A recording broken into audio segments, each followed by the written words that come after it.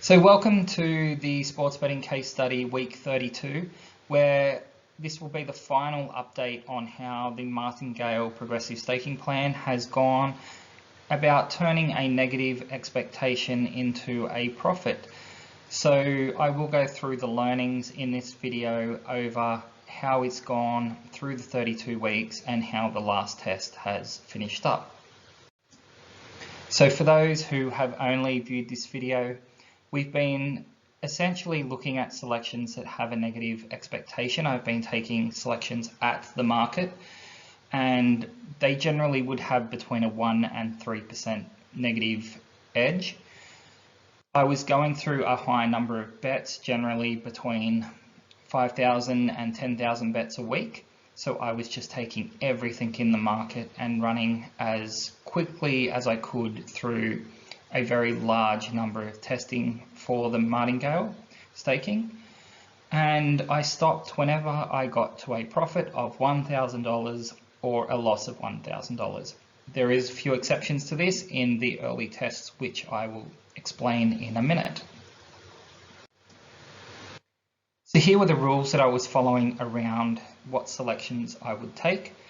Essentially, the book percentage needed to be 103% or lower, which means there was a VIG of about 3%. The odds needed to be between $1.04 and $1.40, so I was looking to essentially follow things that would have a very high strike rate so that the Martingale would not get out of control too quickly. And the lay odds, essentially, because I was doing this on an exchange, was they needed to be less than $1.45. So that really didn't affect it that much, given that the book percentage had to be below 103%. Now, I started increasing once we've lost at least 2 units. So if it was at 2 units, the next one was still the level stake, but then after that it would start to increase. And I would increase by dividing what I needed by 0.3 to get my new bet size. So effectively a $3 loss required a bet to be $10. And I had a very large bank for this. So you can't do this with a bank of $100, $200. You need essentially $10,000 to $20,000 just to run a $1 Martingale staking plan. And at the end of it, I had to just pray that I didn't hit those losing runs, which we did hit every so often, but in the end, we did end up with a profit. So here are the final test results showing that I have run 20 tests and ended up with a profit of just over $4,000 for these Martingale staking plan case study. Now, test 1 to 3 is where I was playing with the code a little bit, and I either needed to change it for bet placement or for staking. So there are a few little bugs in those 3 tests, and that's why you'll see test 2 and 3 were stopped before we got either to a profit of 1,000 or a loss of 1,000.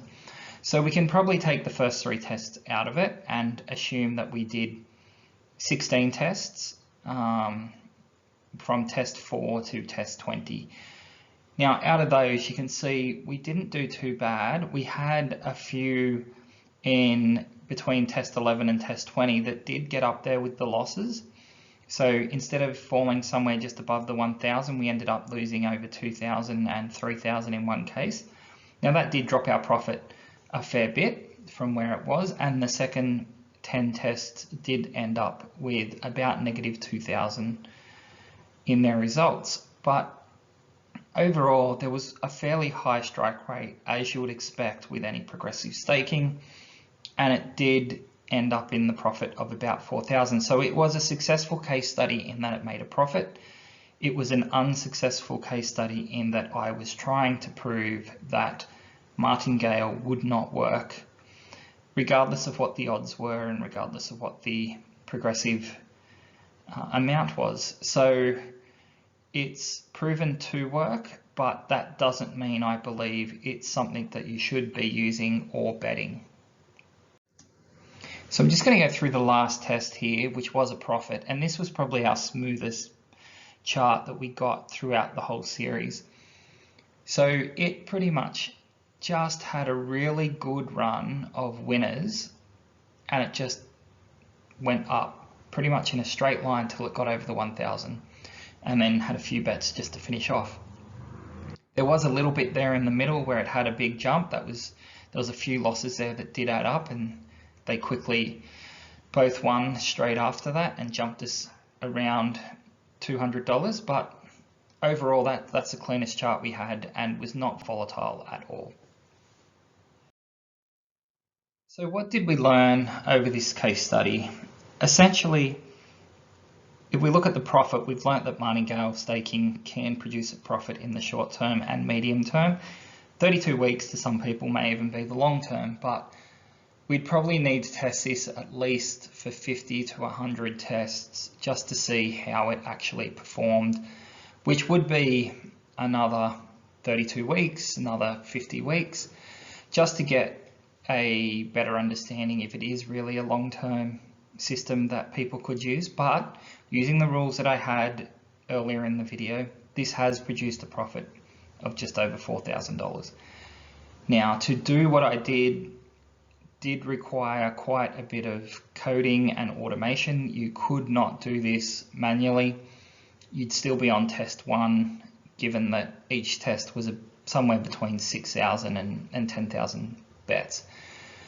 So it's not something that I would suggest you try to do manually, and it is something that you could automate if you wanted to try and replicate the case study. Now, Martingale really didn't suit my type of personality and risk profile. Every time it started to get up, I was worried that my code was wrong and would wipe out my account. So especially the first few tests, I was keeping a close eye on it when I could, and I had some safeguards in there just to make sure that the bet sizes didn't get larger than I expected. Now, it really is something that rattles the nerves a little bit when you start betting, and it gets a little bit hard to get the bets on. So once you get up to those 2,000, 1,000, 2,000, 3,000 bets, it gets very hard to find the matches. It's very possible to find those matches, but it's a lot harder compared to when you're betting $10, when you can pretty much bet on most of the matches which are available. So overall, this isn't something that I would follow. I'll be turning it off. It was nice that I ended up with a profit. It didn't meet my expectation that we would lose, but it was still good to go through and actually prove to myself whether or not this works. In the end, this may have a slight edge in making a profit, or it might have a slight loss. We would still need to test way too much, and I'm over testing this. It's not something that I want to continue to test, but if anyone does test, please let me know how you go. It would be interesting to see an independent test using very similar rules, if not the exact same rules. So thanks for watching. Don't forget to subscribe, and remember, I've got other case studies which are going on. I have the 101 laying and 102 laying case study, which is currently showing a profit as well, and is a lot easier on the nerves as I'm only betting $1, or effectively risking 1 or 2 cents with each bet. So hopefully you have enjoyed the video, and thanks for watching.